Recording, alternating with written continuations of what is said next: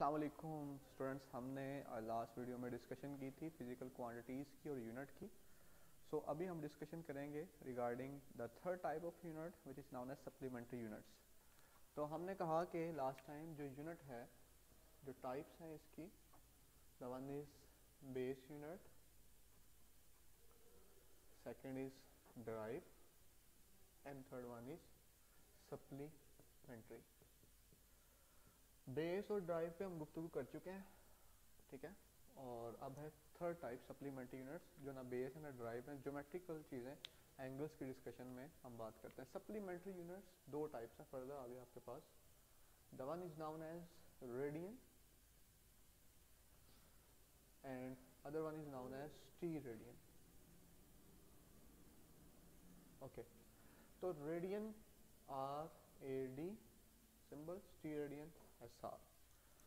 तो रेडियन भी एंगल है, स्टीरेडियन भी एंगल है, एंगल के यूनिट हैं ये, ठीक है। This both are units of angle. तो फिर डिफरेंस क्या है इन दोनों में?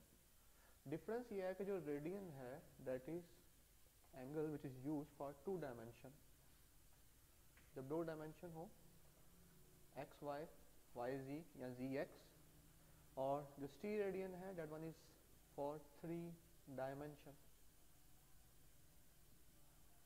Example circle and here we have sphere, three dimension sphere like football, like ball etcetera.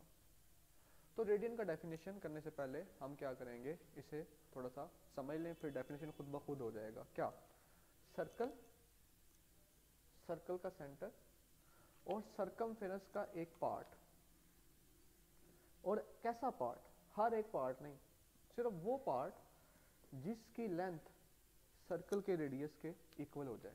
Circumference का वो पार्ट जिसे आर्क कहते हैं, आर्क, जिस आर्क की लेंथ सर्कल के रेडियस के बराबर हो जाए। अगर आर्क की लेंथ रेडियस ऑफ सर्कल के बराबर हुई तो सेंटर पे जो एंगल बनेगा उसे आप रेड कहेंगे, radian. So that's why simple अब डेफिनेशन हो जाएगी। डेफिनेशन डिफाइन करना, angle subtended at the centre of the circle by an arc. कैसी arc? Whose length is equal to radius of the circle.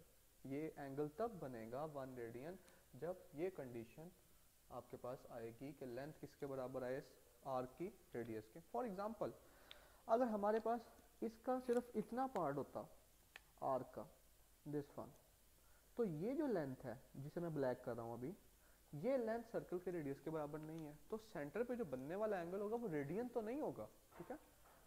तो एंगल के जो SI units radian है, लेकिन इसके अदर देन यूनिट भी होते हैं जिसमें डिग्री आता है, रेवोल्यूशन आता है, ठीक है। तो इस तरह से आपके पास रेडियन एंगल का यूनिट है। कैसे एंगल का? Two dimensional angle subtended at the centre of the circle by an arc whose length is equals to radius of the circle. और 1 रेडियन किसके बराबर होता है? 1 radian is equals to 57.3 degree. Prove है, short question आपको आता है, ठीक है। कैसे? कि जब एक पूरी रेवोल्यूशन कंप्लीट होती है सर्कल की तो उसमें रेडियन होते हैं कवर 2 पाई रेडियन, डिग्रीज में ये इक्वल होता है 360 डिग्री का। तो आप 2 से डिवाइड कर दे दोनों साइड पे, divide by 2 on both sides of above equation. So 2 pi rad over 2 is equals to 360 by 2. So this one will be pi rad is equals to 180 degree. So 180 over pi, that will be equals to 1 radian, और pi का value 3.14. So answer will be equals to 57.3 degree. This one is the short question, पूछा जाता है, prove that 1 radian is equals to 57.3 degree. Okay. तो 2 पाई angle बनता है total, यहाँ पे सर्कल कहा। अब स्फीयर में आप कैसे डिफाइन करेंगे? अब फिर से समझ लेते हैं, फिर डेफिनेशन करना आसान हो जाएगी। ये एक स्फीयर है सर, कैसी बात करें, ये तो सर्कल ही है, ठीक है। तो सर ये बिल्कुल वैसे जैसे ये था, तो स्फीयर है। जब कह दिया स्फीयर है तो बोर्ड 2 डायमेंशनल है, हम ड्रा नहीं कर सकते, तो इसीलिए आपको लग रहा है कि ये सर्कल ही है। ये स्फेरिकल शेप है, जैसे बॉल होता है, जैसे फुटबॉल होता है। आप इसका एक सरफेस एलिमेंट ले लें, जैसे आप फुटबॉल देखते हैं उस पर छोटे छोटे पैचेस बने होते हैं, वो एक सरफेस एलिमेंट है। उस सरफेस एलिमेंट का एरिया, ठीक है, किसके इक्विवेलेंट होगा यहाँ पे, इसके सेंटर के रेडियस के, किसके होगा यहाँ पे, सेंटर के रेडियस के। कुछ इस तरह से सेंटर पहले डिफाइन कर लेते हैं, फिर ज़रा इजी हो जाएगा। This is technique. तो अब आप इसे कैसे डिफाइन करेंगे, यहाँ आपने कहा था angle subtended at the centre of the circle, यहाँ पे आप क्या कहेंगे, angle subtended at the centre of sphere. उधर आपने कहा बाय एन आर्क, इधर आप कह रहे हैं बाय अ सरफेस एलिमेंट, एक एलिमेंट है सरफेस। उधर आपने कहा आर्क की लेंथ रेडियस के बराबर है, इधर आप कह रहे हैं कि सरफेस एलिमेंट का एरिया रेडियस के स्क्वायर के बराबर है, स्फीयर के। तो प्रॉपर डेफिनेशन सुनिएगा, angle subtended at the centre of the sphere bye its surface element whose area is equals to square of the radius. Okay, got it?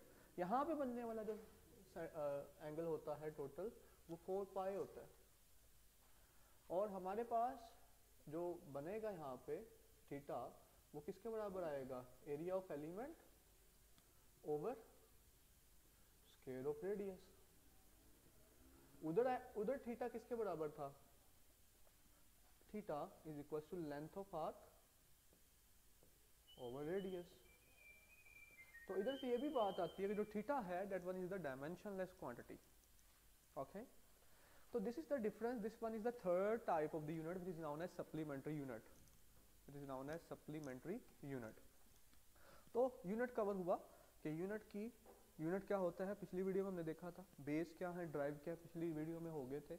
आज की वीडियो में हमने स्टार्ट किया सप्लीमेंट्री यूनिट से, दो तरह के, रेडियन, स्टी रेडियन। रेडियन किसका है, सर्कल के लिए 2 डायमेंशनल, स्टी रेडियन किसका है, स्फीयर के लिए 3 डायमेंशनल। रेडियन किसके सेंटर पे बनेगा, सर्कल के जो 2 डायमेंशनल होता है। स्टी रेडियन किसके सेंटर पे बनेगा, स्फीयर के जो 3 डायमेंशनल होता है। तो बात करना आसान हो जाएगी। ओके, अब यूनिट के लिए कन्वेंशन है कि आपने यूनिट कैसे लिखने हैं, ठीक है। There are some conventions which we use. वो कौन से वाला है कि आपने यूनिट लिखना है, कोई वैल्यू लिखनी है 11 किलोमीटर, तो इसके एंड पे डॉट नहीं लगाना कोई, ठीक है, गलत है। आपने ओनली ये लिखना है, ये ठीक है कन्वेंशन। आपने यूनिट लिखते हुए कोई दरमियान में सिंबल भी नहीं लगाना, आपने सिंपल ये लिखना है किलोमीटर। ओके, फिर आप अगर साइंटिस्ट का नेम भी है यूनिट, न्यूटन फॉर एग्जांपल, तो ऐसे न्यूटन लिखना, जैसे इंग्लिश में रूल होता है कि किसी पर्सनालिटी का पहला लेटर क्या होता है कैपिटल, फिजिक्स में नो अहमियत, आप कैसे राइट करेंगे, न्यूटन, ठीक है। हाँ, अगर इसका एक लेटर लिखना है सिर्फ पहला, तो फिर आप कैपिटल एन लिखेंगे। These all are the conventions, रवायत है, ठीक है, जो यूज करते हैं हम और उसको लेके चलते हैं, ठीक है।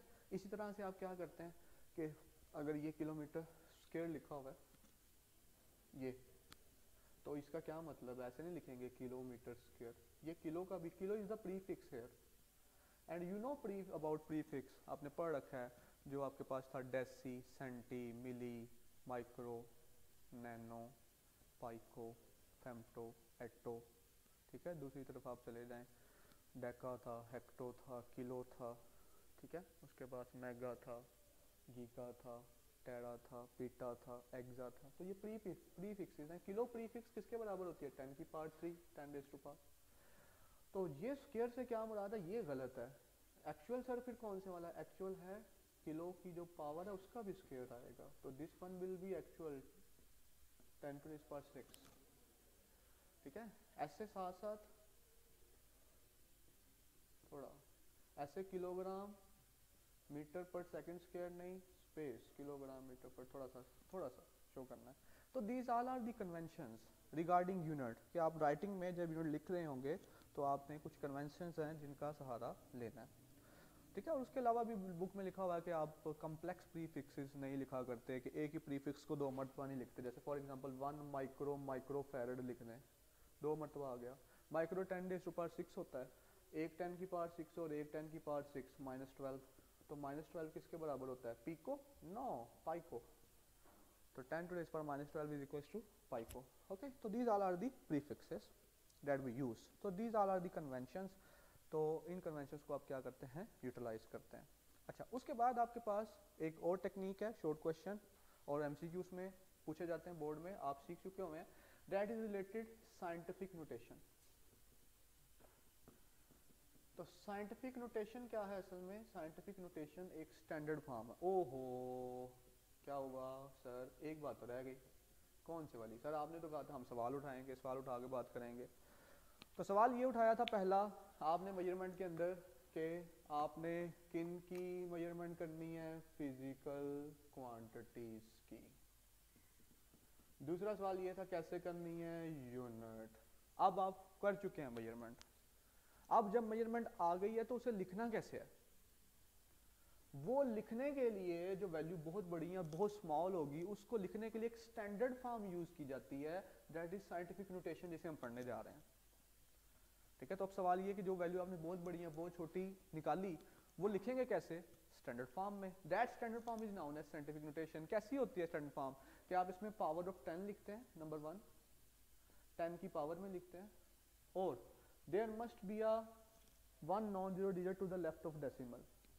नॉन जीरो, नॉन नहीं, 1 non zero digit to the left of decimal. अब टेक्निक सीख लेते हैं फटाफट से, पता है आप सबको। एक वैल्यू ये है, कहाँ पे है डेसिमल? नहीं नजर आ रहा सर, लास्ट पे है, नजर नहीं आ रहा। तो पावर ऑफ 10 कहीं पे नजर आ रही है? बहुत बड़ी वैल्यू है, आपने मेजर की, लेंथ है बहुत ज्यादा है, मैं सब बहुत ज्यादा, कोई चीज है मेजर कर लिया आपने, बहुत बड़ी वैल्यू है, कहीं पावर ऑफ 10 है? नहीं। कहीं पे डेसिमल से लेफ्ट साइड पे एक डिजिट है, नॉन जीरो? नहीं, बहुत सारे हैं। तो स्टैंडर्ड फॉर्म नहीं है। तो स्टैंडर्ड फॉर्म बनाने के लिए क्या करेंगे? डेसिमल को मूव करवाएंगे, 1 2 3 4 5। अच्छा सर यहाँ पे ही क्यों लेके आए आप? आपकी तरफ से सवाल आ सकता है, क्यों? कि जब डेसिमल यहाँ पे है तो इसकी लेफ्ट पे सिर्फ एक ही डिजिट है और वो जीरो नहीं है। तो सर 3.2 तो बन गया, तो जो ये पीछे किया 1 2 3 4 5, जब आप टूवर्ड लेफ्ट मूव करते हैं तो पावर कौन से वाली आती है? पॉजिटिव आती है, 10 टू द पावर 5 पॉजिटिव। अब सर स्टैंडर्ड फॉर्म है ये एग्जांपल? यस है। हाउ? पावर ऑफ 10 है। डेसिमल से लेफ्ट पे सिर्फ एक नॉन जीरो डिजिट है। तो आपने वो जो वैल्यू मेजर की उसे एक स्टैंडर्ड फॉर्म में लिख लिया। इधर देखिएगा सारे 0.00032, बहुत स्मॉल वैल्यू है, स्टैंडर्ड फॉर्म है नहीं, तो बना लेते हैं। डेसिमल से पहले नॉन जीरो डिजिट होना चाहिए, इधर तो जीरो है, इधर लेके आओ, अभी भी लेफ्ट पे जीरो है, इधर लेके आओ, अभी भी लेफ्ट पे जीरो है, इधर लेके आओ, लेफ्ट पे जीरो, इधर लेके आओ। अब लेफ्ट पे एक ही डिजिट और वो नॉन जीरो है, 3.2। कितना आगे की तरफ गए? 1 2 3 4। तो जब आप आगे की तरफ टूवर्ड राइट जाएं तो कन्वेंशन कहते हैं कि पावर क्या आनी है? -4। So these are the examples how we will convert that particular measured value by us to convert it into a standard form which is known as scientific notation. So बहुत बड़ी value है तो उसे power of 10 में लिख लें, और decimal से पहले एक नॉन जीरो डिजिट हो, बहुत छोटी है तो उसे भी ऐसे ही कर लें। टू वर्ड लेफ्ट मूव करेंगे तो पॉजिटिव पावर, जितना लेफ्ट मूव किया डेसिमल उतनी पावर पॉजिटिव, राइट जितना मूव किया उतनी पावर नेगेटिव। तो स्टूडेंट्स ये डिस्कशन हमारी कंप्लीट होगी इन क्वेश्चंस की। आपने मेजरमेंट किनकी करनी है, किससे करनी है, और स्टैंडर्ड फॉर्म में लिखना, साइंटिफिक नोटेशन। इंशाल्लाह नेक्स्ट डिस्कशन में हम अब क्या सवाल करेंगे, अब आप सोचें सोचें सोचें। नेक्स्ट वीडियो में सवाल आएगा आपके सामने। खुश रहें, ख्याल रखें, पढ़ें। अल्लाह हाफिज़।